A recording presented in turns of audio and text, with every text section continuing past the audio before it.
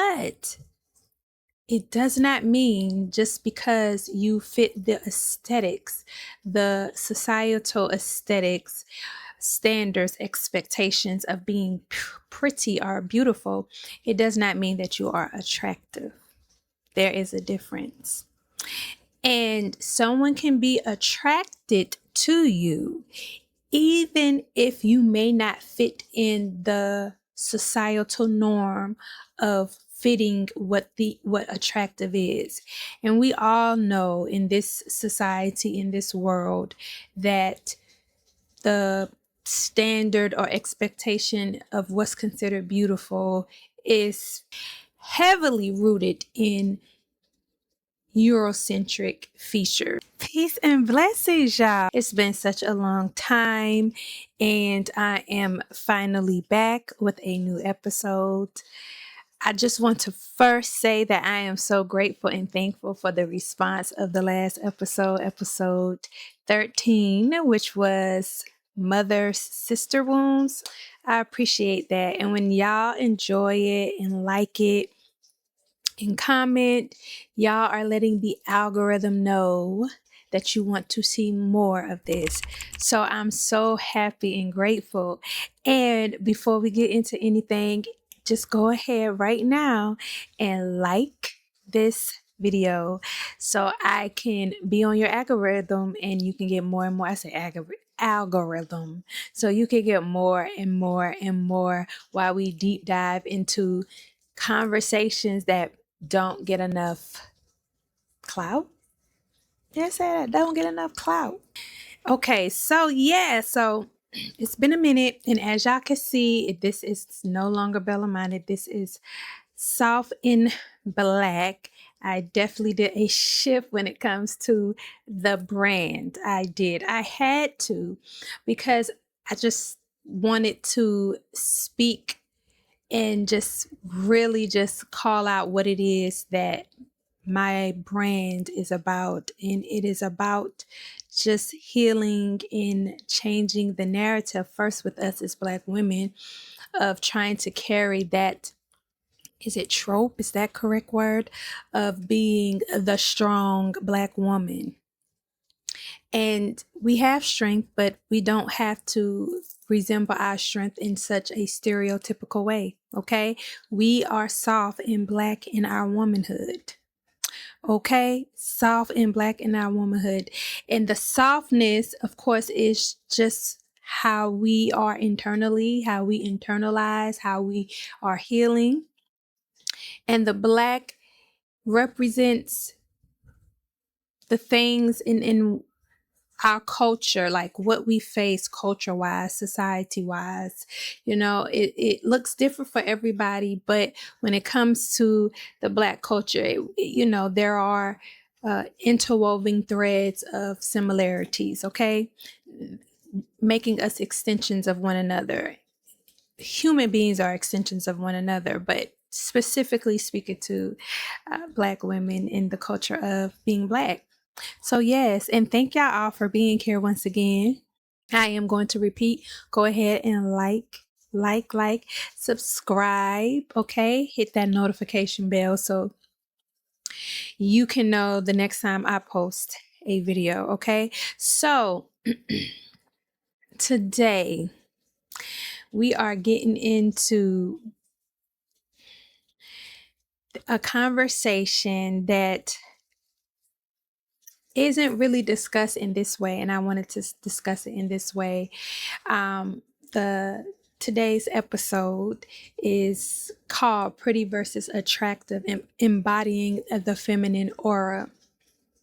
And it's just to make the comparison and differentiate the difference between being pretty and being attractive when it comes to Black women. And I thought about this because I see so much on TikTok. I see young Black women on here being vulnerable. So I want to give them the love, for one, for having the strength and courage to be vulnerable in front of so many people and speak openly. But they were speaking about how they know that they're not attractive based off of their physical aesthetic and what is in this society considered to be pretty or beautiful. And in a way, it saddened me because it's like, I think we have it mixed up. We have it mixed up. So yes, does this society sit us as Black women in a place where, we have to have certain features and certain things to be considered the American standard of beauty, or the societal standard or expectation of beauty? Yes, there is that. But it does not mean just because you fit the aesthetics, the societal aesthetics, standards, expectations of being pretty or beautiful, it does not mean that you are attractive. There is a difference. And someone can be attracted to you even if you may not fit in the societal norm of fitting what attractive is. And we all know in this society, in this world, that the standard or expectation of what's considered beautiful is heavily rooted in Eurocentric features, or what people consider Eurocentric features. The colored eyes, the straight, curly, or low maintenance hair, the narrow nose, the narrow Eurocentric features, just anything to me that whitewashes Blackness. So if you have kinky hair, if your hair defies gravity, if you don't have if you look Black, like a Black girl, if you look like a Black girl, then you're not considered pretty. Or if you don't have the exotic features, you're not considered pretty in the standards in the eyes of this society. And even though I see a lot of us as Black women really harp on this colorism aspect, I think colorism is just a piece of the puzzle. I don't think it's the entire thing.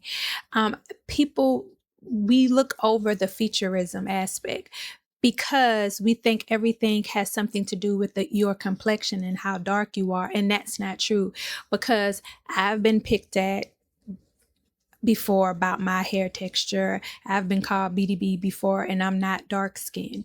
I've been told that I look like a man, like literally in comments I've been told this, and I'm not dark skinned. So it has really less to do with your complexion, and it has really more to do with featureism. And featureism is when you're stereotyped or discriminated on based on having certain features. In a lot of cases, it's having ethnic Black features. Ethnic Black features. So the kinky hair, the wide nose, the big lips, like those things.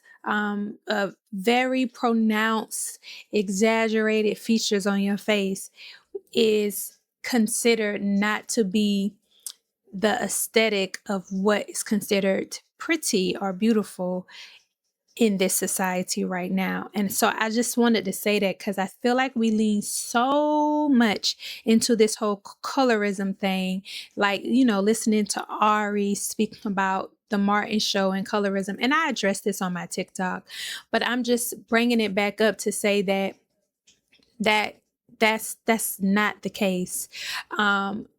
I definitely got picked at more about my features and my look than at the time my best friend when we were in high school, and she was darker complexioned than me. However, due to her features, she had a different response than I did. So getting into having this conversation, I wanted to have a story time and talk about, just give an example of what I'm speaking on through my own personal experience, and how just through growth and understanding and realizing there is a difference, it allowed me to see this situation that I had early on in my life in a totally different way, because it plagued on my confidence to a degree. But now that I understand it more now, it's like, okay, I get it. So once again, before I get into the story time, I am your girl, Melissa Renee, and this is Her Mind is Beautiful, where we explore the mind, open the heart, and heal the soul with deep soul, thought provoking conversations, evoking conversations. And now I can get into my story time. The story time of how I lost my virginity to a guy that I didn't think thought I was pretty or attractive enough. And I'm going to tell you why. I was in high school, a senior in high school, when I met this guy. I met him like towards the end of the year. So I was going away for summer to visit my uncle and my aunt in Florida, down south. So we hung out a few times. One, I have to say this because this significant part. The way we met is that we were on our way to this club. As we were on our way, they pulled up beside us. It's a car full of guys who looking over at a car full of girls, and they're like, "Hey, where y'all going? What's up?" You say, "We're going to the club," and they met us in the parking lot. Now, I sat in the car because I'm like, I'm trying to go to the club. Okay, I'm not trying to, like, y'all could talk to me in the club and buy me a drink if you want to. Only if you want to. You don't got to, but if you want to. I'm just sitting in the passenger seat of the car. My friends jump out. They talk to the other guys. The particular guy that I end up talking to, he was the driver. So he's sitting in the driver's seat. I'm sitting in the passenger seat. I'm just sitting in there. So he begins to have a conversation with me, with his window down, my window down. We start talking to each other. Just a light conversation. It wasn't anything really big, because honestly my focus was like, I need y'all to wrap this up so we could go have fun. But my friends was having a ball. Like, my friends and the guys, they seemed like they was very much enjoying the conversation. So he was talking to me, and I I engaged in a conversation. I kind of felt it was a situation where, like, okay, we're the only two just kind of sitting here. So, like, he's just trying to, pass time with conversation. I'll pass time. So he was like, hey, you should come sit over here, get in the car, have a conversation with me, talk to me. So I'm like, I was like, okay, because it didn't seem like we was going in the club. So I go, we sit down, we have a conversation, we talk. I don't necessarily remember the conversation, but I do remember the vibes. The conversation was very chill, very like, it flowed. It wasn't uncomfortable, wasn't awkward, wasn't like, how you just kind of like trying to, it flowed very well. So, after they wrapped everything up, he asked for my number and I gave him my number. Now, I didn't put a lot of stock in this, once again, because I'm looking at it like he's talking to me because everybody else is paired up. So he don't want to be the oddball out. So cool. So that happened, time passed, get a phone call. So I'm like, oh, okay. I don't know how long it was in between the phone call. I don't know if that matters. But he called, we began to having, conversations. Like, from what I remember, I don't think I was talking to him like every day. But I do know that when we did talk, it wasn't like a, short conversation. Like I said, anytime we talked, the conversation flowed. It felt very natural. It felt very good. So we had that conversation, and that was that. We had like those long conversations over the phone a few times, and I remember him coming to see me, and this was like, I think he came to see me once, and this was right like a few days after my prom. I was 18, of course. He wasn't in high school. I think at the time he might have been 20.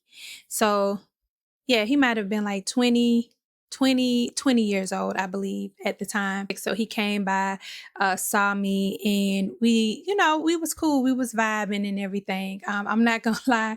My mom met him. She was like, she didn't like him. She was like, he get me like he's arrogant, like he's too good. But he didn't give me arrogant. Like I could see why people would think that, because he did have a very like chill, nonchalant demeanor. But when you actually got to know him and talk to him, he was very, very charismatic, very cool, very chill, like a person like you could just vibe with. Like, it's people that you meet that you can just like sit, watch a movie with, and have a good time. Like it ain't a situation where you be like, oh, I'm so bored. Like no. So that's the type of vibe he was. So I think just based off of who I knew him to be, I think like he was very guarded when he met people at first. So it's like I could see people looking at him like, because he comes off very guarded at first when you meet him. Fast forward, I leave for the summer, like I say, and go to stay with my aunt and my uncle, and that was that. Wasn't thinking about it anymore. Like, met other people. I'm in Florida, with my friend, having a good time. And I get my aunt tells me like, oh, it's this guy. He's called a few times, and I told him you weren't there. Do you know him? And she said his name. I was like, oh yeah. Like, how did he get my number? So he called again. I finally got his call. When I answered, and I asked him like, how did you get my my aunt and uncle number? And he was like, oh, I called your mom. She said you left for the summer. I asked when you was coming back. She said, oh, she's not going to be back until the end of the summer, but I can give you the number if you want to, and you can call her. So he did. And, he called me. And for that entire time, the summer, we would still kind of have that talk. Like once we got on the phone, we would really, really talk and really have the conversation. Now, mind you, I'm a virgin. So I get back home from the summer, and so I just worked and just kind of chilled, and we still like had conversations here and there. It wasn't nothing big. But I start going to school, still carry on the conversations, and I did started to notice like it was like great conversations, but like it wasn't it wasn't like we went places together. It wasn't like he took me here and took me there and like he took me out. Like it wasn't any of that. It was kind of more so like he chilled at my house and we would chill at his apartment. So of course, I look at that, because then you look at your friends or people around you and you be like, oh, they're going places, but won't take me out. But he didn't take me out. Now maybe he just like that. Maybe he just was just cheap like that and he didn't take girls out. I don't know. And I don't know. It just like it gave off that feeling like I don't know if he's attracted to me. So then the thoughts started running in my head. This is why I say when you when you have thoughts and then you start creating stories around your thoughts. So then the thoughts start really kind of circling in my head like, does he really like me? Or is he just trying to, take my virginity? This is a young woman, a young girl's thinking, okay? So eventually, of course, I lost my virginity to him. And after I lost my virginity to him, it was like he ghosted me. So, like I'm back and forth home, coming home, on breaks, and I'm at school, and it's like when, like I'm calling him, he's not really answering. I'm leaving messages like, "Oh, well, I was just letting you know I was going to be back home, just think it didn't hear from him, like just straight up ghosted me." So at this point I'm like, okay, like I'm hurt at this point because I lost my virginity to you and you ghost me. So now I'm really like, okay, like I'm not his type, and my young thinking, he just wanted to have sex with me. He just wanted to take my virginity. So I went back home one weekend, going out with my friends again. We go out to this club, and who's coming out the club? He's coming out the club with his friends. And I'm walking in the club, and he's just like, looks over me, like makes eye contact with me, and then looks over me, like, and I'm like, oh, wow.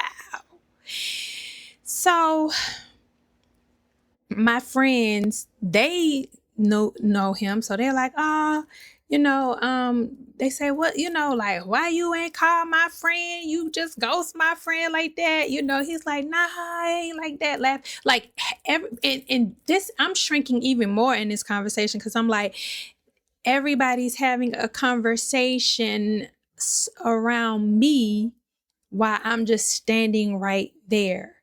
And I get it with my friends. They was just, that's friends, we young. So we gonna turn up for our friends. But I just felt this even more small because you didn't acknowledge me. You act like you didn't see me. And then y'all are having this whole conversation. And not one time did you feel the need to address me or say, like, we good, let me talk to you or anything. It was just like, I wasn't there.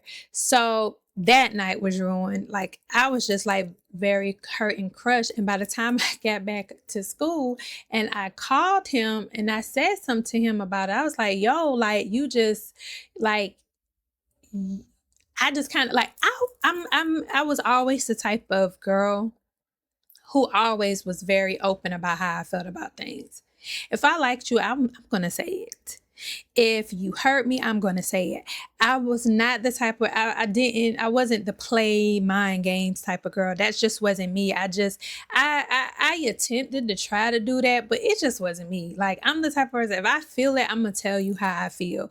If it runs you away and scares you, good. That means I got rid of you, but you was going to know how I felt. Like, I think somewhat I did that too, because I wanted to put it out there. Like, I wanted you to know how I felt and knew where I stand so I could see how you was going to move.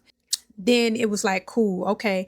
And some of that too, I think I did it too. Like, it was a tactic of like having them just reject me before I could feel like they rejected me.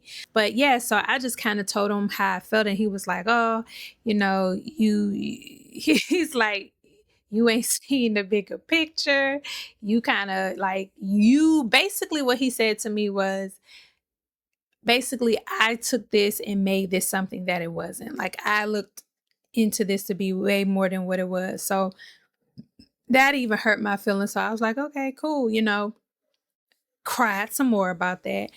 But then as time just went on, it was still like he would still call me. It just would be like real conversations, like friendships and stuff. But when it came to like dealing with me publicly or claiming me publicly, he was not going to do it. Like, to the point where him and my friend, he invited us to go to this like get together, a party, or whatever, throwback, whatever. What is called? What do y'all call it? What do young people call it? A kickback with his friends and some people he knew. I don't want to say friends, some people he knew. And we went there and the guys was trying to holler at my friend and me. And she had a boyfriend at the time. So she was like, oh, I have a boyfriend. Like, no. And, they asked me, they was like, well, are you single? And so I'm like, well, yeah, yeah, I'm single. And they was like, oh, okay. And we continued the conversation. But then the guy was like, oh, can I get your number? And I'm like, well, no, because the reality of it is like, I'm not going to give you my number because I came here with someone that I am clearly involved with, even though we don't have a title, we're not monogamous, we're not together. But, y'all know him, y'all associates with him. But I'm not gonna lie and say I'm not single. How am I not single? He ain't my man. What was I supposed to say in that situation? Like, I'm single, like it's complicated, like and then if I would have been like, oh, it's complicated, he was like, it ain't complicated, you ain't with me. When we left, he was not happy about that. He didn't like that I said that. So it was a lot of like mixed signals and signs, because for me, it was kind of like, but I don't get it because we're not together. You don't claim me. You won't claim me.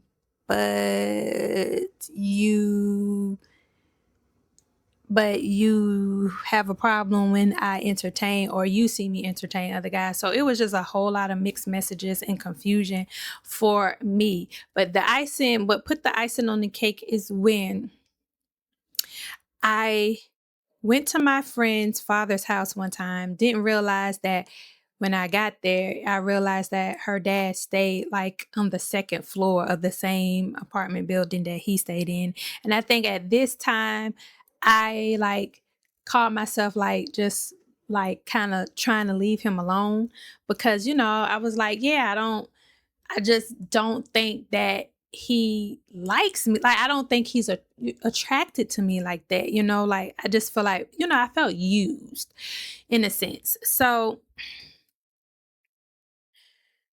when I went to my friend's dad's house who stayed on the second floor and we were whispering, I'm like, yeah, he stay right. She's like, oh shoot, like this is so awkward. What if this, what if that? Is he home? Like we just, I'm just like, oh, I don't know. Because I'm like, I don't want him to see me and think I'm trying to like stalk him or something like that. And then her dad was like, oh, you mean such and such downstairs? Oh yeah, that's my role. He be having them fine ass girls downstairs. I'm talking about they be looking like they Puerto Rican, red, nice curly hair. They be fine. Like, like every one of them, every bitch that come in there just fine. So I'm like feeling this small because I'm like, I don't got curly baby. I'm like, I'm not light skinned. And yeah, that's not me. And then I remember a time where he did, like I was with him and he was like, oh, I have to stop at my mom's house to get something. Do you mind riding with me? And I'm like, sure. And I rode with him. And then he was like, come inside, like, and I'm like, oh, ooh, okay. And I came inside and I'm like, I kind of knew in the back of my head, I was like, yeah, he's bringing me inside to see his mom because I think he want his mom to kind of like measure me up. And when I came in there to meet his mom, y'all, the way his mom looked at me. Now, mind you, here comes where the light skin reference coming. When I come in, his brother light skin, his younger sister looked like she like biracial. His mom's light skin and red. I'm literally like probably the darkest one in the room at the time. So I'm like, hey, how you doing? And the sister was very sweet. Like she was just very bubbly, like, hey, blah, blah, blah. His mama was like, hey. Like it was like a look of disgust. It was like a look of like, why are you bringing her in my house? Like where did you pull her from? Where you got her from? Wherever you got her, put her back. So all of these things are compiling to say like, basically like, oh man, like he's ashamed of me, you know. Now I'm thinking about stuff like, well, I never heard him really say like, you know, I never heard him really compliment me and say I was fine or say I was pretty or like you look good, like you look good tonight. Like I don't recall ever hearing him say that. So like, dang, like maybe, you know, I'm not pretty to him. You know, maybe I'm just somebody he's just not attracted to. So with that being said, as time has gone on and you know I'm living my life, I'm coming into my own in certain instances, and you know it just got to a point with me where it was like like, you know, I think it was the last time I think he called me. I just kind of got tired of feeling like a I don't got nothing to do, let me call you.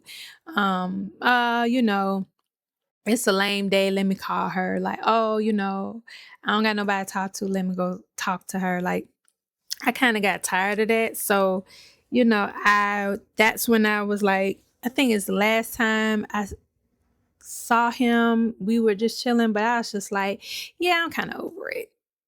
You know, so I was like, I'm good. We're good.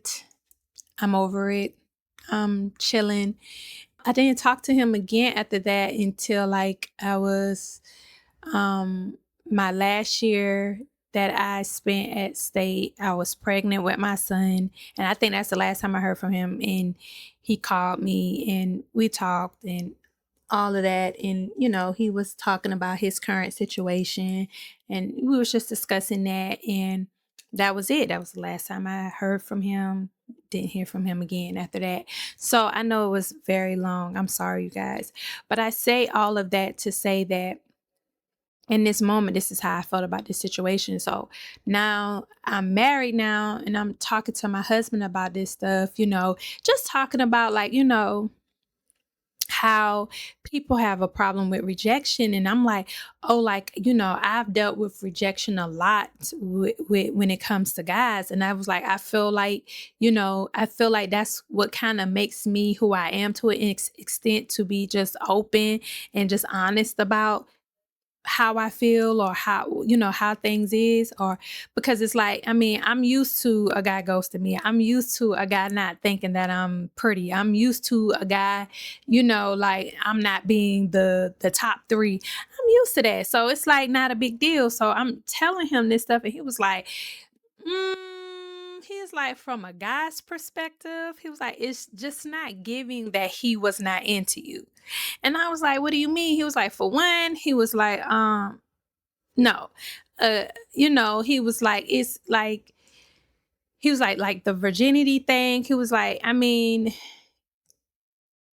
it ain't that you're not going to just take all that time out to try to hit, you know, try to get with somebody who a virgin just to hit one time. I said, no. He was like, no guy is going to like wait on a girl until she's ready to lose her virginity just to hit it one time and not hit it ever again. So he was like, so what really happened? Like, what was the experience with, you know, when you lost your virginity? Now, I'm not going to lie. Me losing my virginity, that was a very traumatic situation. Like, oh, it was very traumatic. And I won't go into details. It was very traumatic. So when I explained it to my husband, he was like, oh yeah, the man was traumatized. He basically like, he probably don't even know how you received it and took it. So yeah, he probably was like traumatized. He was like, oh, that's for one. He was like, for two, he was like, it's just, if he just didn't like you, if it was nothing about you that he liked, he was like, he just invested too much time over the years to say that he just wasn't invested in you. He was like, so I just don't believe he did not like you. And at first I was like, I mean, I hear what you're saying, you know, me being the pig-headed woman I want to be, you know, we act like we know more than a man telling us about a man, and we like, no, that ain't it, because we think we know something so much better. But that's not the case. So I thought about it, and as I'm thinking about it, and as I'm thinking about attraction, I'm like, oh shoot, it makes so much sense. It's not that he didn't like me. He did like me. It's just the fact that I didn't fit a type for him. I didn't fit his preference, so called.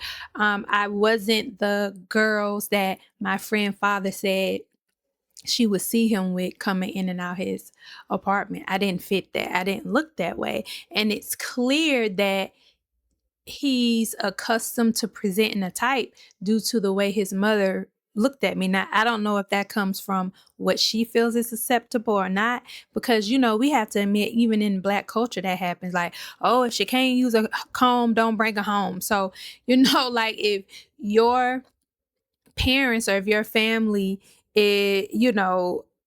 expects you to come with a certain caliber of partner, guy or woman, then typically, you may try to kind of stick with that because that's what's going to be accepted.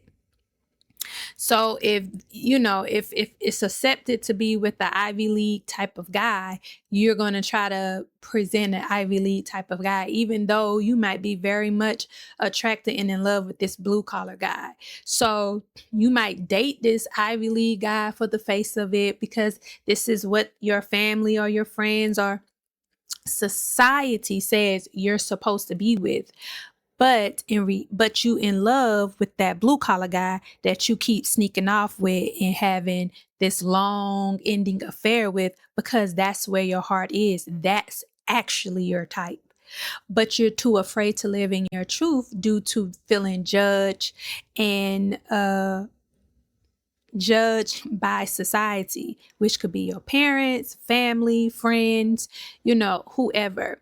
And if you think about it, we all can attest to this. Like, how often have you heard or have you been the one to say you see a guy, he has a certain physique, certain look about him, and when you see the person he's with, it's kind of like, what he doing? Like, why he with her? Because it's this false idea that, oh, if you look this type of way, then you're supposed to be with this type of person, as if your type is solely based on aesthetics and what it looks like, instead of being something that's way, way more than that.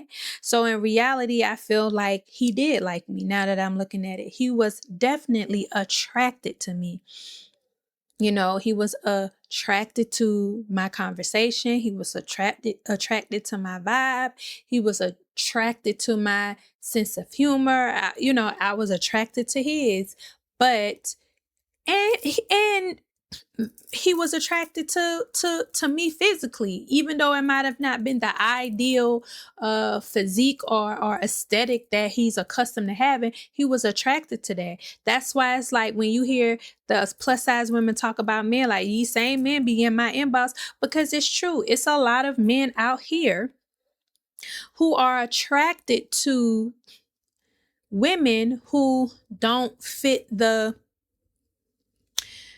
social aesthetics of what you're supposed to be with. The bad bitch, the fly girl, the Instagram looking girl. You know what I'm saying? Like, she don't fit that. She looks at what they would like to say, oh, she look average. It's like, it's something wrong with being a woman who looks Black. Like, you don't look like you got nothing mixed in you. You look like you mixed with Black. Your hair is kinky. You got 4B, 4C, 4DEF hair. You know what I'm saying? Like, you have a natural body, a natural physique, and you ain't necessarily out here like exposing yourself or wearing a bunch of makeup or something like that. And it's like, it's like, you basic, you average. It's like, it's something wrong with that. So a lot of these men are walking around with women that look cool and that's popular and that's trendy to have based on society, but that's not necessarily what they are attracted to. That's not necessarily the types, I should say, of woman that they are attracted to and the type of woman that they fall in love with. Like, he liked that. He liked that plus size girl. He love it. He love a plus size girl, but he don't want to be judged. He don't want to be picked at. He don't know how to live in his truth. So, and I'm saying that to say, Queen, like, if you can relate to this story, like, it wasn't because you wasn't enough. It wasn't because you was ugly. It wasn't because you wasn't pretty. It wasn't because you wasn't attractive. It was simply because he wasn't ready to live in his truth. He wasn't ready to stand in his authenticity. And because he wasn't ready to do that, he could not stand in his truth publicly with you. It had nothing to do with you. It was nothing wrong with you. It was just simply, and I won't even say something wrong with him. I don't want to bash him because I feel like that's just another part of what I always talk about us not needing validation from outside people. And I feel like when it comes to trophy wives or arm candy, men have to feel validated in that way. No different than the car they drive, no different than, the money they make. And some men, that's their validation, having a woman who looks a type, but that's not where their heart is. That's not where the subconscious pull is. That's not where their energy, draws them to or resonates with. So I want to ask y'all, like, have y'all ever liked a guy or someone and thought they didn't return the same energy because you weren't pretty enough or you felt like you wasn't attractive, but you was getting all the rhythm and everywhere else? Like, has that ever happened? Like, I'm getting all that, and that's where the mixed signals come in. Like, you getting all the rhythm everywhere. Well, he does this, he does that, he says this, like, you know what I'm saying? Like, I feel like this, but then, then when it comes to like a certain area, it's like, okay, well, maybe he doesn't because he doesn't show up when it comes to you in those areas. Y'all let me know and think about that. So I just wanted to use that as an example because it happens too often. And I'll make one last example. Like when you saw a situation where Evelyn, if you watch Basketball Wives, I don't remember what season this was, but I do remember it was the season that OG was on there. And Evelyn was going off on OG. She was very upset when she found, and mind you, this is the season that season when they just was picking on OG about how she looked, mocking her. And that's when Evelyn went online calling her a monkey and saying very, very egregious things against her and based off of her complexion and the way she thought she looked.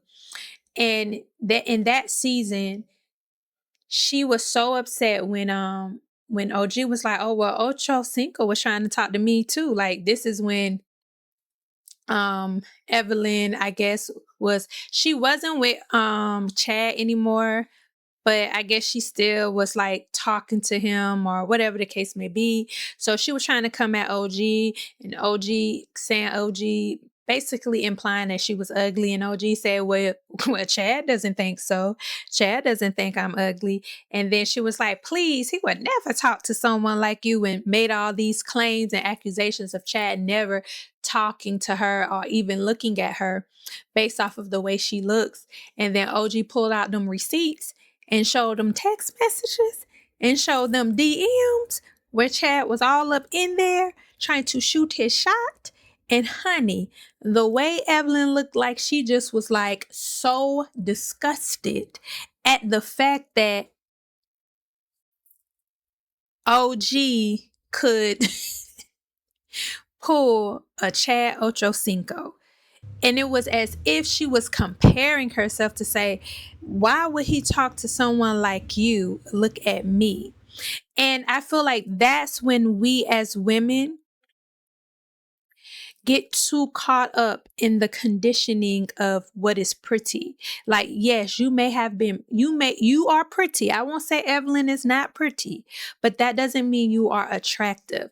And clearly Chad was attracted to Ocho Cinco. He was attracted to her physique, her looks, because he didn't know her other than jumping in the inbox, or if he met her.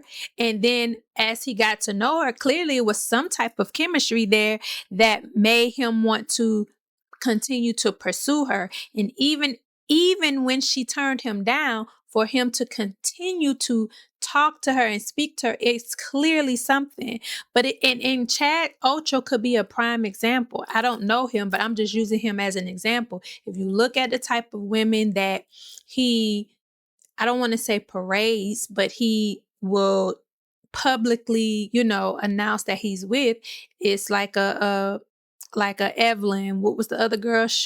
I want to know, was it Sherelle or Sherelle? Like, if I mess her name, so much apologies. But it's like, it's kind of the same aesthetics, just they're pretty girls, but who you talking to in them inboxes?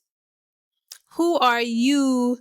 Who is pulling at that energy in them inboxes? So it's to say that a lot of men live into the conditioning because of what it's going to look like and how it makes them look. But in reality, be in love with the woman who goes against the beauty norms and standards that society has placed here. Which, let's go into like the conditioning of pretty. This is why we have a lot of women like Evelyn who walk around and feel like because they aesthetically look the part, then that's automatic that they can get the man. And whereas the man may look, you may grab the man's attention, that doesn't mean that you're going to attract him. That doesn't mean you're going to have that magnetism and keep him there. Don't mean he's gonna be stuck on you.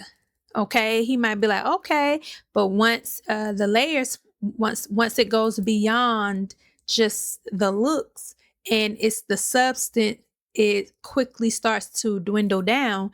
Then it's like, okay, you realize, okay, you need more than just the outward look. But we've been conditioned so that being pretty is enough. And one is, like I said, you can be pretty but not attractive. You can be pretty, but be unattractive. Pretty with the Evelyn situation, like if you got a bad attitude, and I'm not saying she does, I don't know her as far as on a personal level, but I will say the way she is presented online, she doesn't come across as the most inviting, pleasurable person to be around. So it says the pressures to perform beauty or perform to be pretty, like the skin, the hair, the fashion, basically aesthetics, and not taught how to cultivate energy. And that's the thing that a lot of these women are missing when it comes to, like, okay, you got the body, whether you pay for it, worked on it, work hard to get it, came naturally. You got the body, you got the hair, you got the nails, you wear the clothes, you got all of that, but you don't know how to really like dig in and tap into your feminine energy, which means that you don't have the charm. You're not charismatic. You don't have the softness. You're not gentle. You're not vulnerable. You're not open. You don't know how to have your presence allow a man to feel comfortable and vulnerable enough to just be their authentic self and just chill. And I think men appreciate that. I think men appreciate women who they can feel comfortable being their authentic self around, who's not gonna judge them, who's not gonna be like, oh, oh girl, he's too sensitive, oh, he cried, oh, oh girl, he want to get all mushy with me talking about this and this, he want to talk about childhood traumas and triggers and stuff. Ooh, you know what I'm saying? Oh, he around here talking about dreams and he taking naps, he eating fruits, like all that ridiculousness. But it's still to say, like, do you give men this space to feel authentic? And usually women who cultivate that energy, who tap into that feminine energy, they're authentic, they're themselves. So it allows a man to feel comfortable enough to be themselves. And men are drawn to that. Men are attracted to that, to the woman who allows them to just be themselves. So that's why in certain instances you will say, oh, he was cheating on her with her, you know what I'm saying? But her was allowing him to feel like himself. He felt like he had to perform with her. You know what I'm saying? Like I have to, because I came performing. Oh, I got the, you know what I'm saying? What you want? I got the money. I got this. I'm that. You know what I'm saying? Because I came to her performing, I have to continue to perform to keep her. Whereas she allowed me to just be my authentic self, and I feel comfortable being my authentic self with her. She makes me feel safe. However, I can't be living my truth because I won't allow myself to live in my truth, because had I live in my truth, I would be with her. And that may be the case with Ocho Cinco. I don't know. If he live in his truth, he may can be truthful enough to say he's attracted to a OG or women like OG. He's attracted to a woman who very much has very Black features. That's what he's attracted to. You know what I'm saying? And maybe, just a maybe, I don't know, maybe whatever his own plight is of being a darker skinned man coming up, how that is, maybe he's I don't know, maybe he due to his image, maybe that's something where he kind of feels insecure in. I don't know, like, because I know he got previous kids, so his baby mom, and maybe his baby moms look like OG, and maybe that's his thing, but maybe he started to try to appease a certain image and a certain look. Like I said, who knows? But the fact of the matter is that it's a lot of men who are out here dealing with women that does not draw them in, but it's simply just pretty and good for image, good for the brand, good for the look. So, these women who just want to perform, they're going to wear the lashes, the hair, they're going to look good, but these women, like I say, they lack a lot of ease, as I like to say. They lack the sensuality of being a woman. Just knowing how to be soft and vulnerable around a man, not being so guarded, not being defensive, not taking everything so defensively, like they have to, be like, I'm not going to take that shit, knowing how to navigate in a conversation with a man, even if they disagree, and still not have to demasculate them, while at the same time holding their femininity and their strength and their confidence. Having vulnerability, being vulnerable enough to be themselves. Like I said, say when something hurts you. Say when when you said this to me, like, I understand where you're coming from, but you making me feel like I'm not seen, like I'm not worthy. Instead of being like, I don't know who the you think you is, bitch. I don't need you. I don't need you. I don't have to tell you that. I could just simply know how to be vulnerable and communicate in a way to express my vulnerability. And I'm telling y'all, this is the truth, because when I look at how I used to be with my husband, very defensive, very on guard, very like, I gotta have the last word, like, who you talking to, very like, rah, very, volatile. even in some senses. And now I have a level of, now when I'm more soft and vulnerable, it's a different response. You know what I'm saying? Like when I talk to him about things and he'll say something that may be condescending to me, you know, and instead of me like, who you think you talking to? Bop, bop, bop. I'm like, you know what? That hurt my feelings.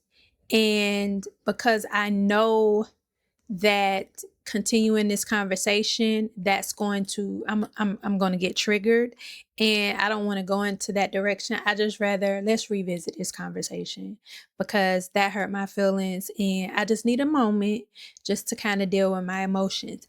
Like, I know women be, oh, who gonna do that? Who gonna do that? Why would I? But it works. And I'm not saying perform it so you can win an argument. I'm saying do it because, like, not win it because be it, like, be vulnerable. Like when he said that thing, it hurt you. Stop acting like it didn't hurt you. Stop acting like it didn't trigger you.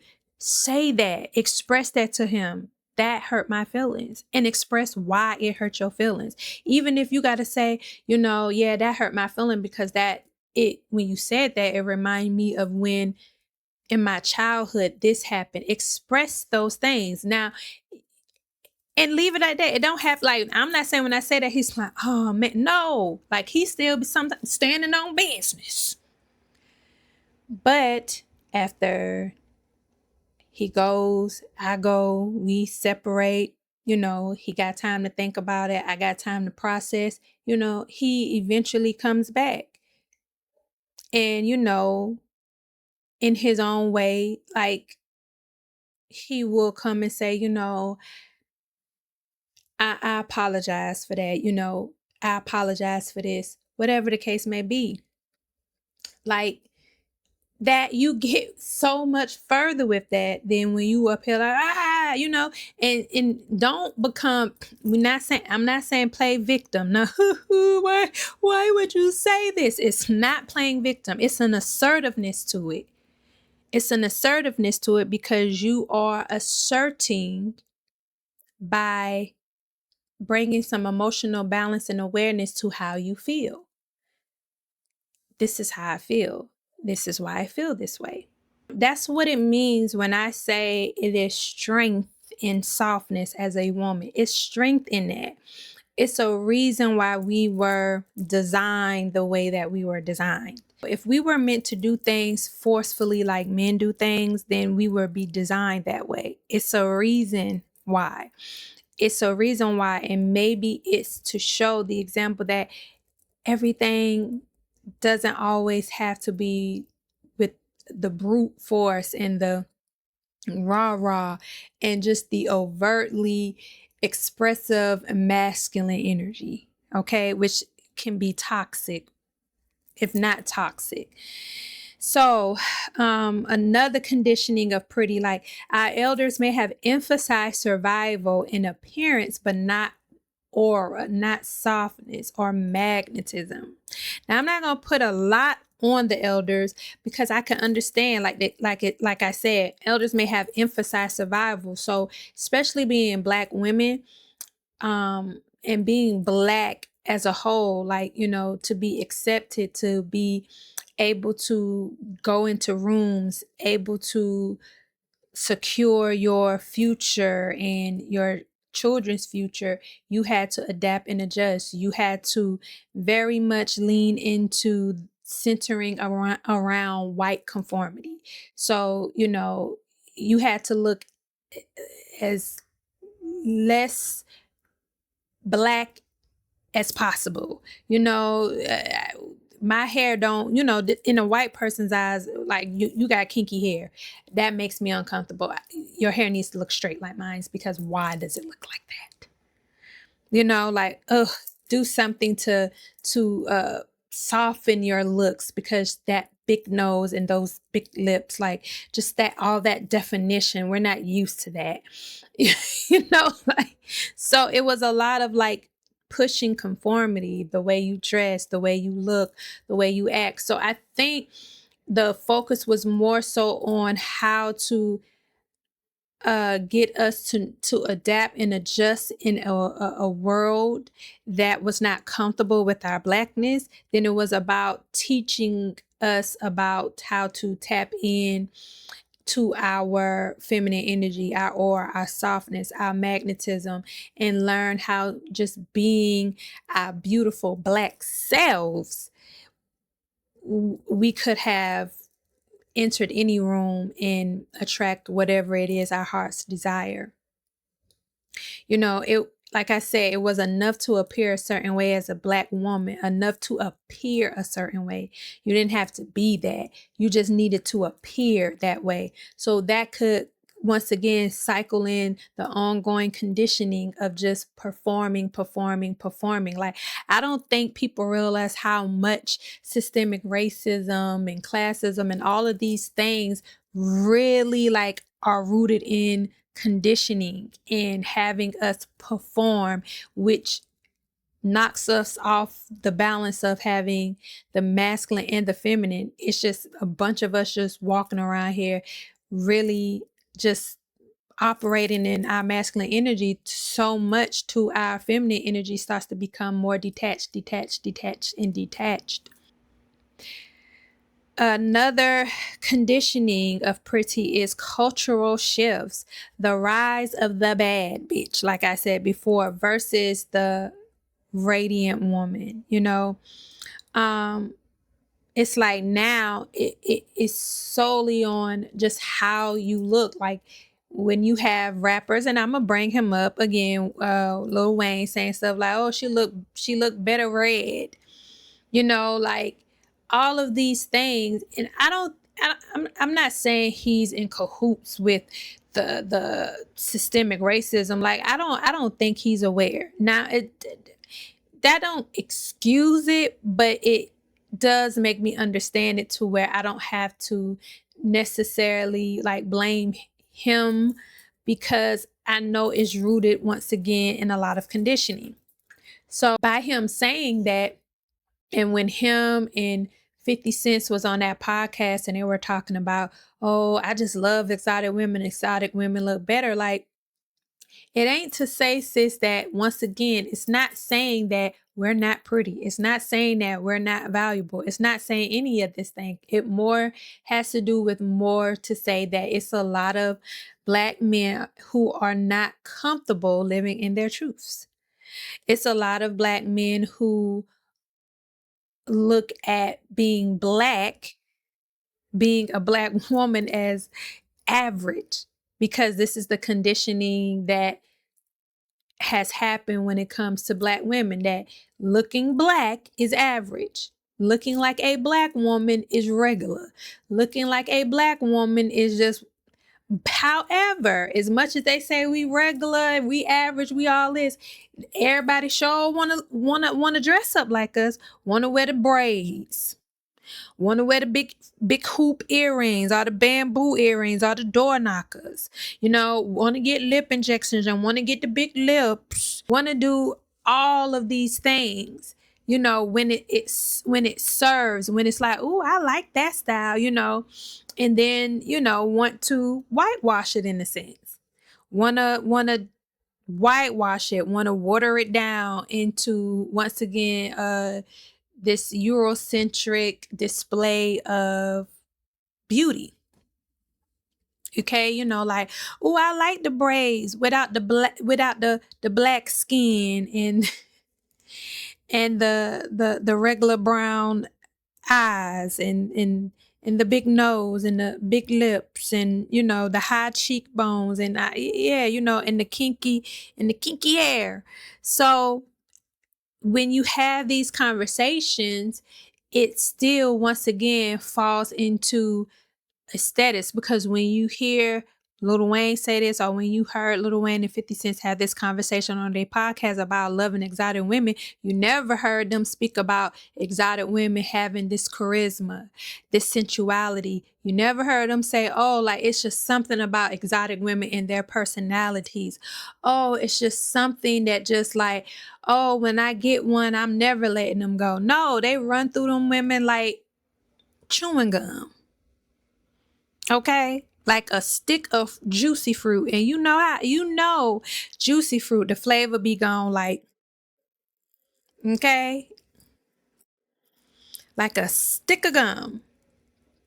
So listen and pay attention. Listen and hear the things that a lot of these men are saying. They're not saying that these women are just like so magnetizing. No, they're simply talking about surface things. That's it.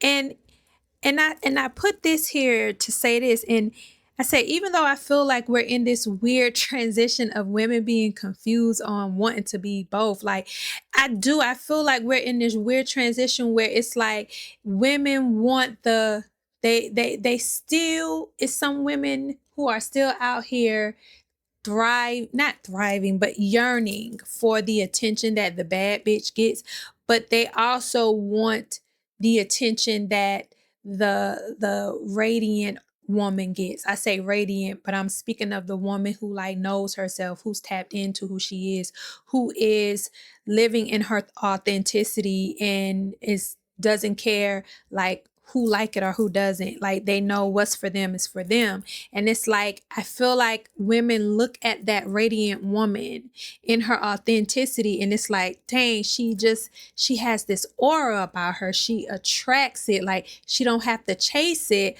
but it's like they can't get out of that inflated ego, that surface mentality. Like they're still looking for that validation. So it's like they want to be that radiant woman, but they don't want to have to tap in and do the work. So once again, it goes into the place of performance. Oh, I'm on my healing journey. Oh, it's understanding. It's the crystals. Alhamdulillah.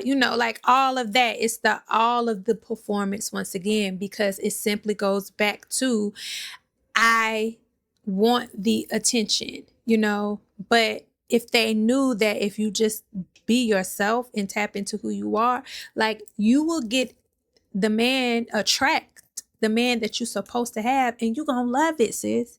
You going to love this man that you attract. You're going to love it.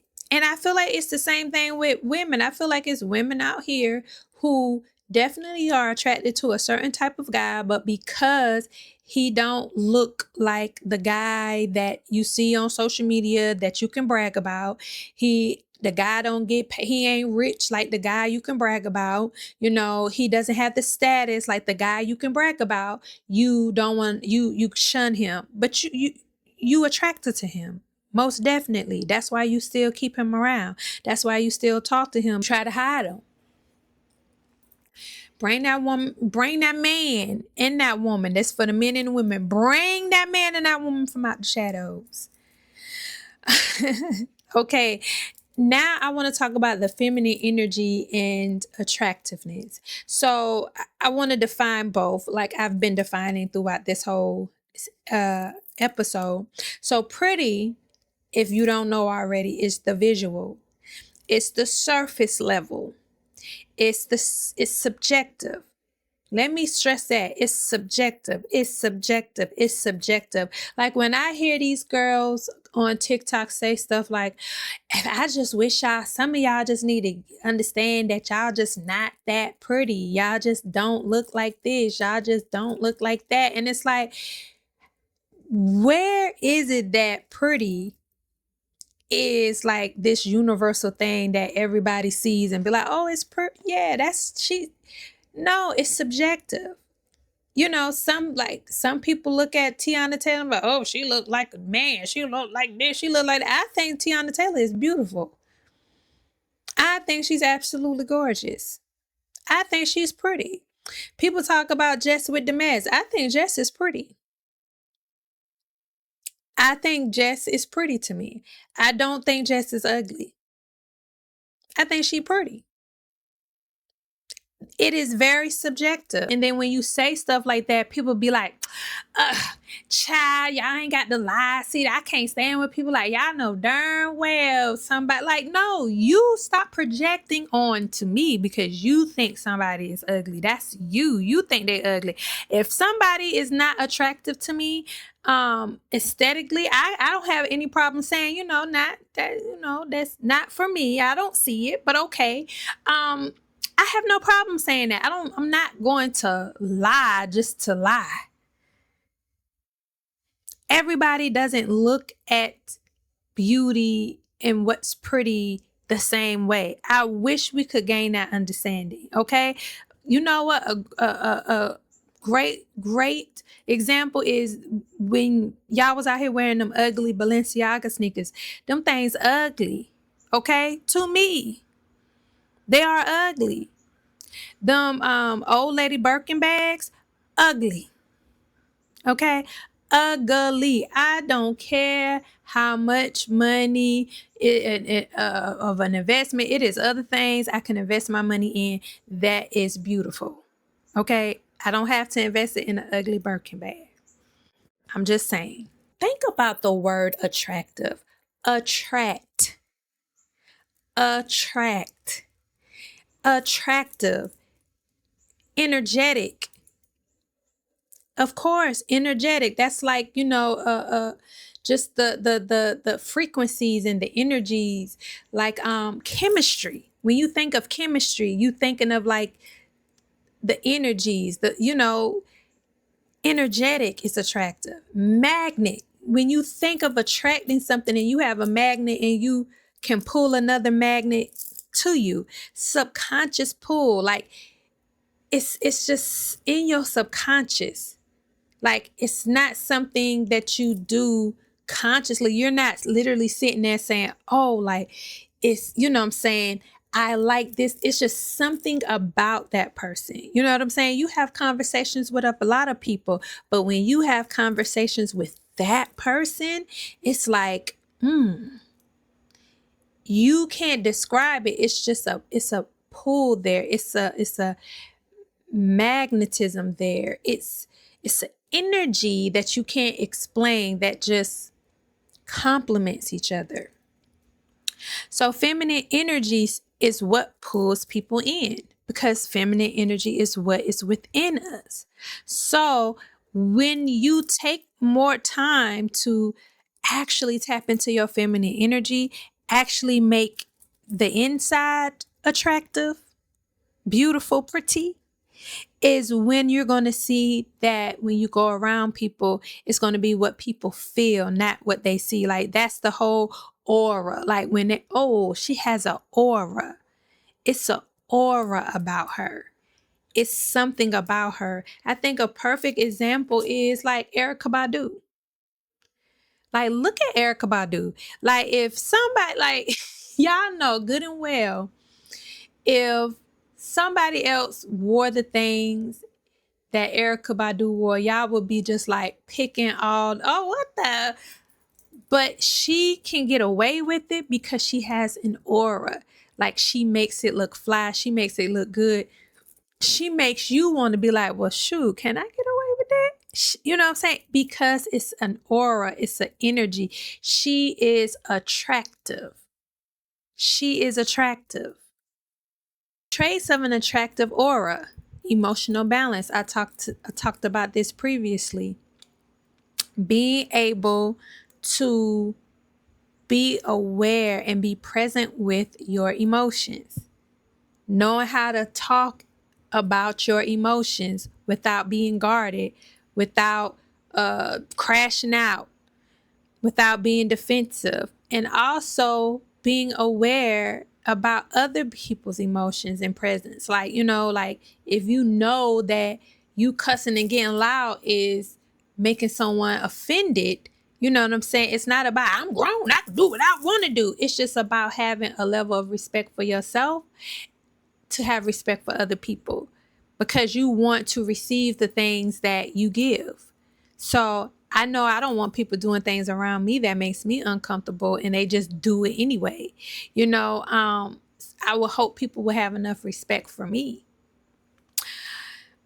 presence and softness, being present, being in the moment, being here, being now, and being soft. I feel like that means just like being able to just not always feel like you have to perform, that you have to be on guard, being okay just being yourself.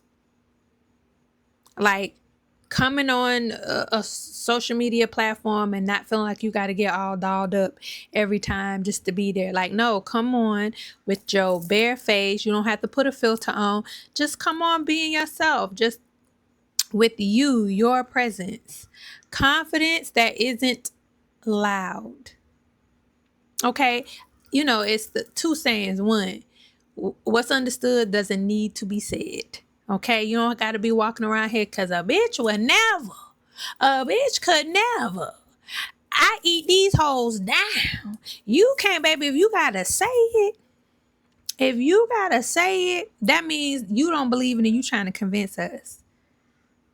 If you know it, it don't got to, that's the thing with the aura. Okay, an aura is just a feeling. I ain't got to say a word. You gonna feel me. You feel me? You are going to feel me.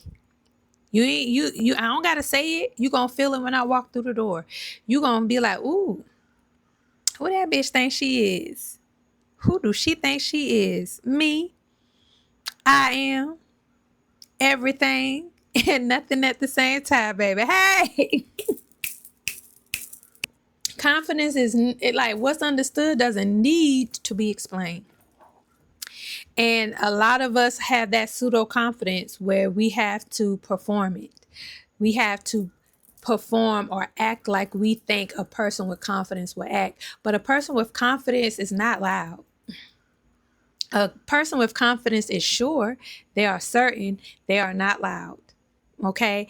They don't have to say it. They're just going to be it. And when I say be it, even saying like, don't be loud even in your demeanor, because that's arrogant. Like that's still loud. You know, like I can just be me.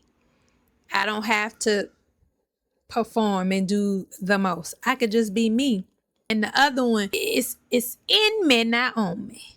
Okay? It is in me, not on me. That's what real confidence is. It's in you. It ain't on you. It ain't the clothes you wear. It ain't you telling everybody. It ain't the how much you talk about what you got. It's in you. So it's just going to project, that energy is just going to project out of you. And one thing I talk about I was having a discussion with the ladies in my community, Track Your Tribe, and it's free membership. If you want to sign up, you can go to Soft N Black, that's softnblk.com/community to sign up. But in the community, I was talking about that. I was asking the ladies about confidence and about like can they show up in the same way confidently when they don't want to be seen.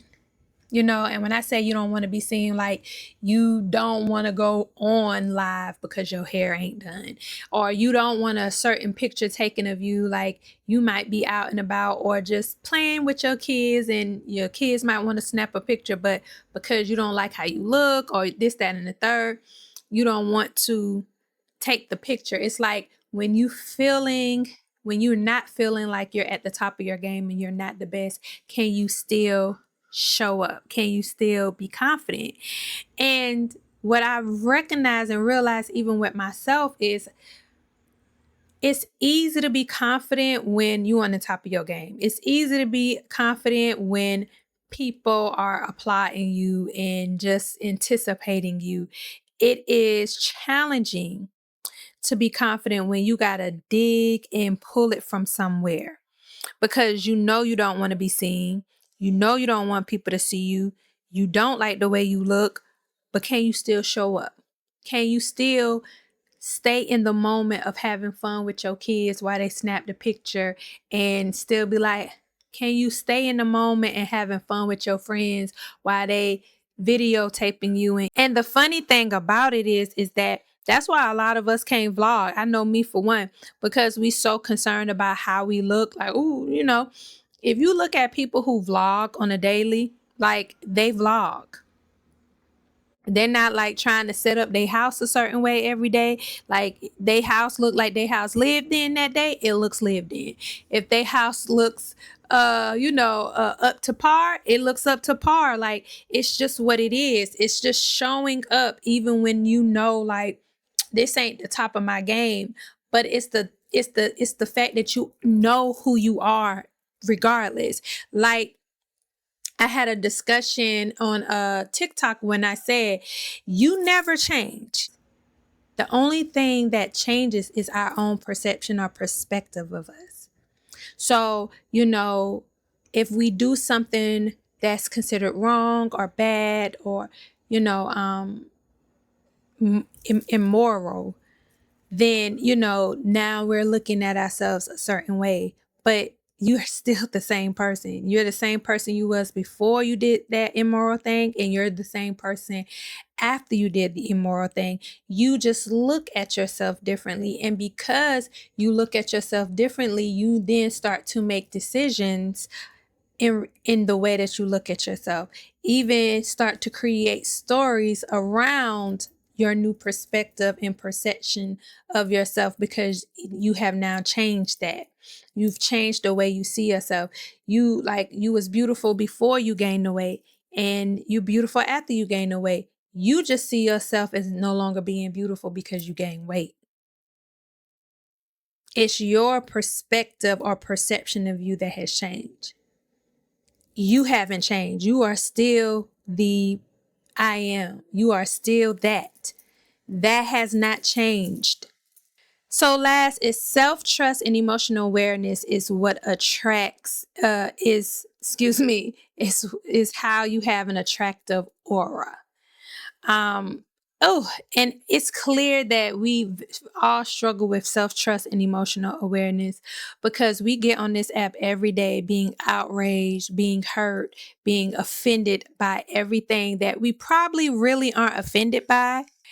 It probably has more to do with the fact that we don't want to do the work and actually process what we're feeling and how we feeling, and processing that before we come to the internet.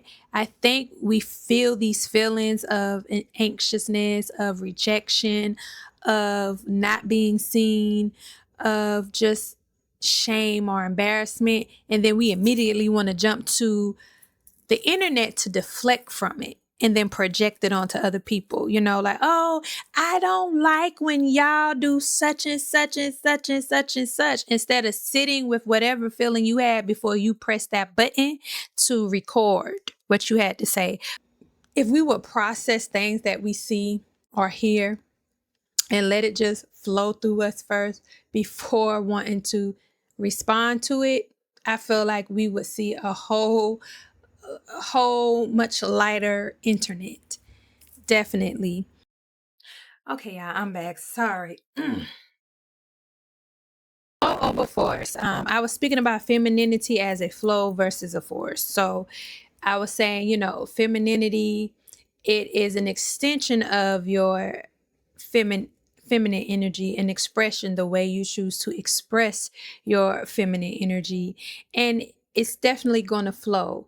It's not going to be something that you perform or you do. It's going to be something more of who you are, just being, just flowing through it. So like with my one-on-one consultations that I have with my clients and potential clients, hearing some of them say like dancing, like that's a flow. You feel, because the question I asked, so if you fill out the survey, you can go do that at softandblack.com/cultivation. If you fill out my survey, it asks how do you describe or how do you view femininity? I don't know it verbatim, but it's a question I love to like expound on my 20-minute clarity calls. When I talk to my clients, I like to ask them like, what is that thing that makes you feel more womanly or more feminine. And some of them say different various answers, but like dancing, and dancing sticks out because dancing is the same thing for me. Like I feel very like flowing and womanly when I dance, like, and it's something that you naturally feel within. Like you're gonna express the thing that naturally allows you to feel soft, allows you to feel sensual, allows you to feel graceful, allows you just to feel all the feels of your feminine energy. Whereas in force, you just dressing up and putting on the makeup and stuff may not necessarily make you feel soft. Because if that was the case, we wouldn't see girls or women who would be dressed from head to toe looking beautiful fighting. I remember that's something that me and my friends when I was younger, we used to say going to the club, like, who I'm finna fight looking like this? I ain't fighting a soul, baby. I'm not fighting nobody. I'm not about to be fighting and arguing with you and I'm dressed to the head to toe. What I look like? So if dressing up and dressing a certain way was the thing that made you feel soft, you wouldn't feel the state of wanting to get buck or get out of character or get out of the natural flow that expressing that does, because like that's the flow of the femininity versus the force. And a lot of times when you doing the aesthetics of something, that's just what it is. You're doing it, you're performing it, you're not being it. Like that cake was nice looking, the cake looked so good, but once you ate that cake, it nobody wanted to touch that cake after that. Nobody wanted to go over there by that cake. Like, and then that cake didn't look as pretty as it once did. It didn't have the same appeal. It didn't have the same physical appeal nor attraction. It was kind of like, So just because you look good aesthetically does not mean that you won't that you're attractive. Doesn't mean that you can attract people because you don't have the other layers and the other things within the other components that is needed to actually draw people and attract people into you and your energy if you're not aligned. And that's what align mean. Like it ain't just you look good, is you look good, you feel good, you speak kindly, you move and act kindly, like it all aligns. Even for us girls who, like when I spoke about the story in the beginning and we had the thing, we have that thing that attracts them, but they're ashamed of us. It's like if we owned it, if we were more sure of ourselves, and granted we're young, so you only know what you know. But had that been something that was embedded in us, like who's to say that if we owned who we are and didn't shy away from it, that those guys wouldn't have been so they wouldn't have had any other choice but to but to own their truth, or else they knew what it was that they would be missing in a sense. So it was more important to act like a lady rather than being a lady, like being in that feminine energy or authentic to who you are.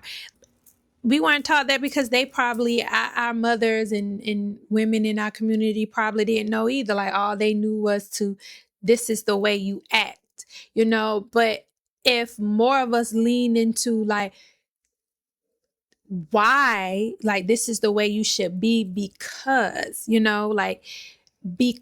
this is sitting in your softness. This is where your confidence is rooted in as a woman. This is where your self-awareness is rooted in as a woman. This is where your gifts and your purpose is rooted in as a woman.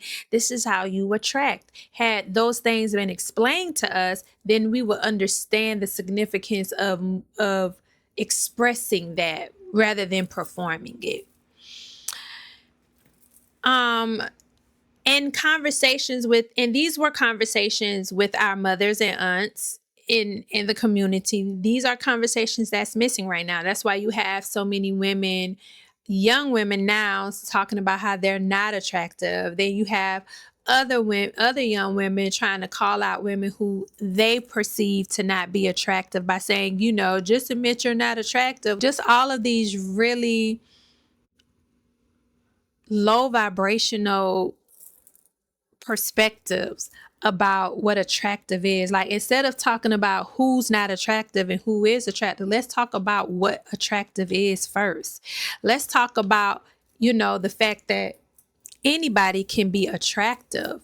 It's just based off of you tapping in and being your authentic self. You're going to attract who you are supposed to attract.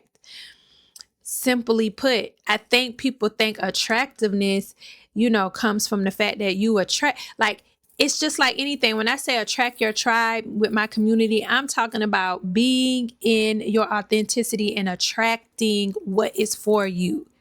So you are attractive when you are operating in your authenticity, and you're going to attract the man that's for you.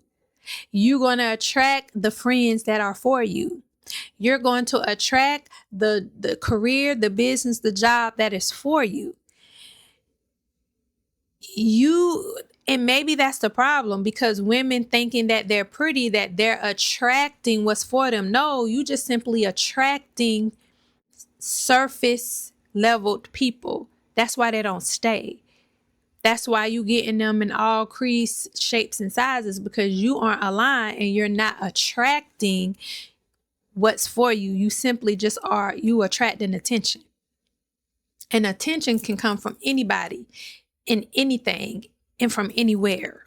You're as beautiful or pretty as you feel. Attraction is literally being drawn in, and you can't be drawn inward if the attraction stops at the surface.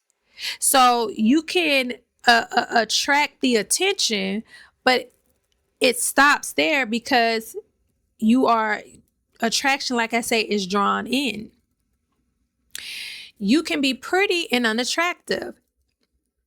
Men may be aware of women's outward beauty, but it isn't enough for them to want to invest their time and energy. Maybe why there are men secretly who date and talk to women they really are attracted to and keep it on the low. Like, let me know if some of you women can relate. Like, being told like, oh, don't tell nobody. Let's keep this a secret. Let's keep this between us, because you feel like, oh, dang, you ashamed of me. And in reality, don't feel that way, sis. They're not ashamed of you, because ain't nothing wrong with you. They wouldn't be there if something was wrong with you. The truth of the matter is they are ashamed of themselves. They are ashamed of not being able to be in their truth. They can't walk in their truth. They can't own who they are, and they are steadily living for others, living for the validation of other people. The emotional exhaustion of chasing pretty without peace. Like, yes, attracting is just simply that. You are pulling in. Pretty, you know what I'm saying? Like, yeah, like I say, you might draw in the attention, you might attract the attention, but now you steadily chasing to keep them there. You steadily chasing to try to make them stay, because it didn't go past the looks. So now you out here fighting girls. You out here, trying to belittle other women to make yourself seem like you the prize. Like, just all of the things. So, bridging the gap is what we weren't taught. Learning how to reparent ourselves. And when I say reparent ourselves, like reparent how we look at what attraction is as Black women. And mentoring other women. That's why I'm on here doing what I'm doing, to show like what we perceive or have been conditioned of what attraction is not that. So passing down the understanding so more young Black women and girls have understanding of what substance is and layers is, and how that is important in attracting, going inward, healing the feminine energy. So this went so long, y'all. I'm so sorry. I'm so sorry. I had so much to say. I hadn't been here in a while. I tried to wrap this up, but I just think maybe my podcast going to be those 2-hour podcasts. I was thinking like kind of doing the podcast once a month or twice a month, but y'all let me know. So, journal embodying attractiveness as a feminine woman.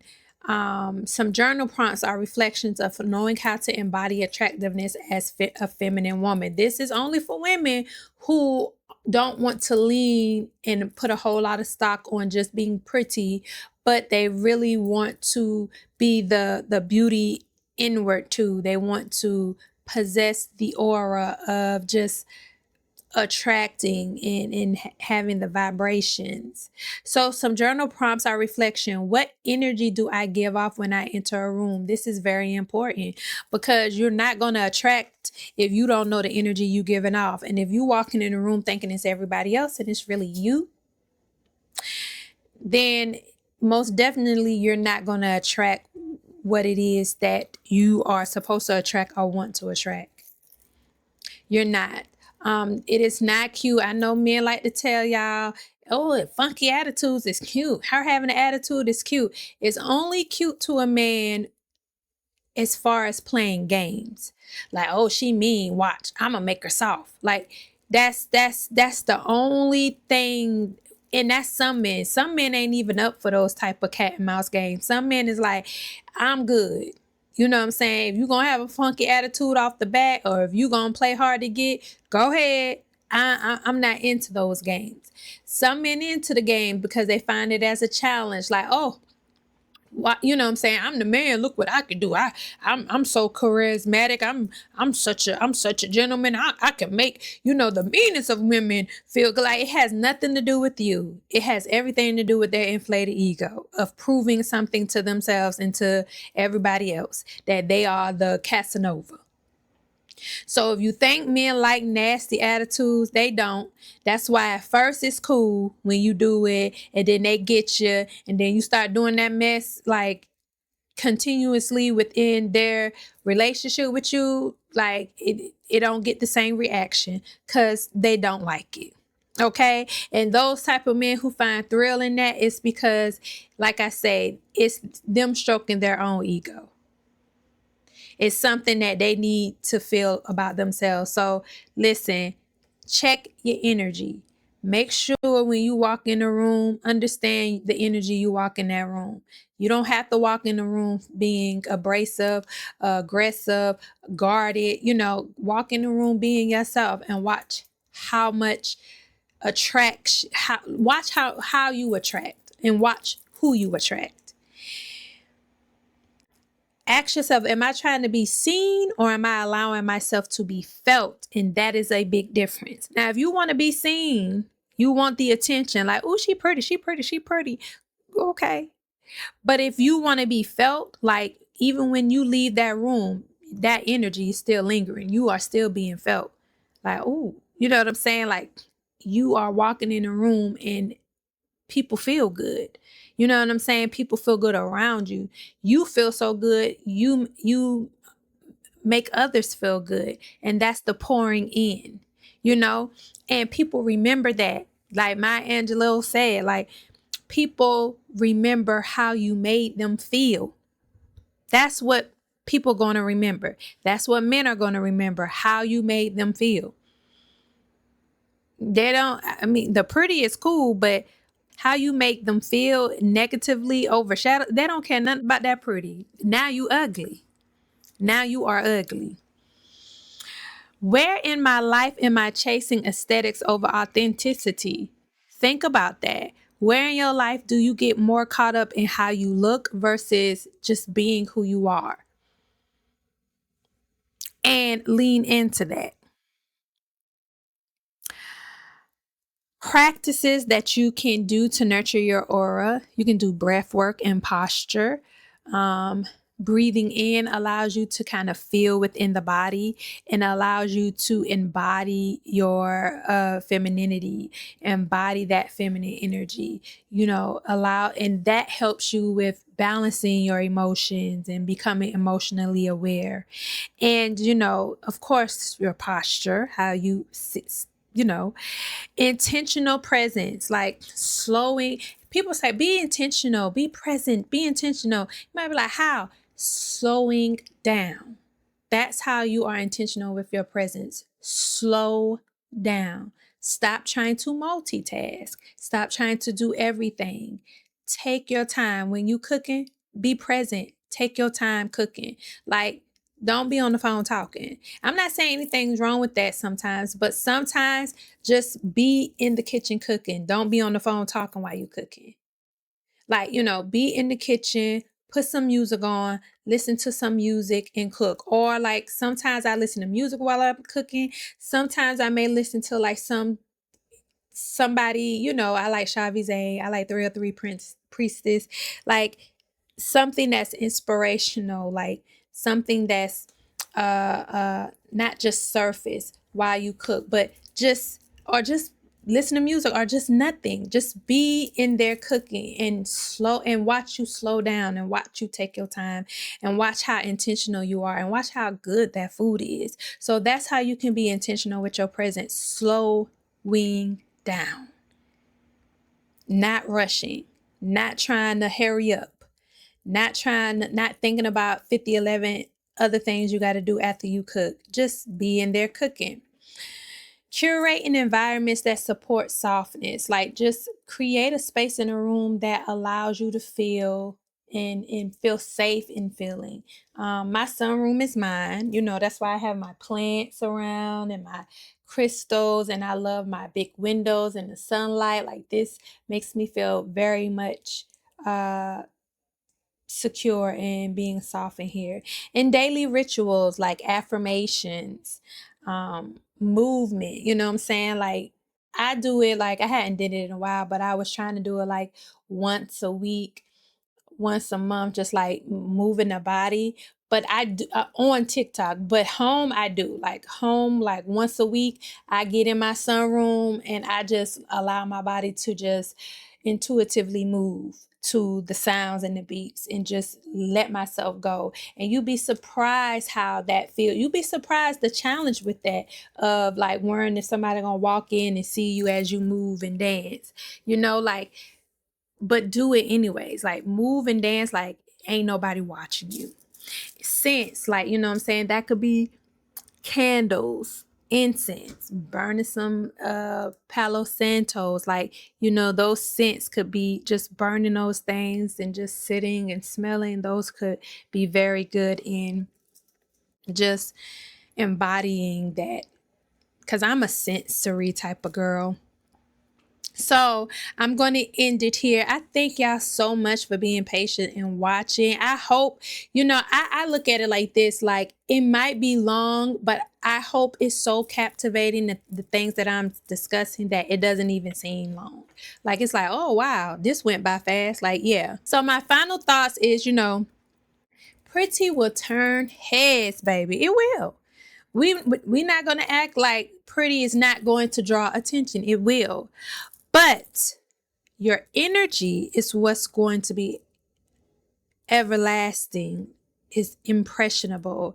That's what's going to hold hearts and evoke feeling, like, ooh, this made me feel like, she made me feel like this and this and this.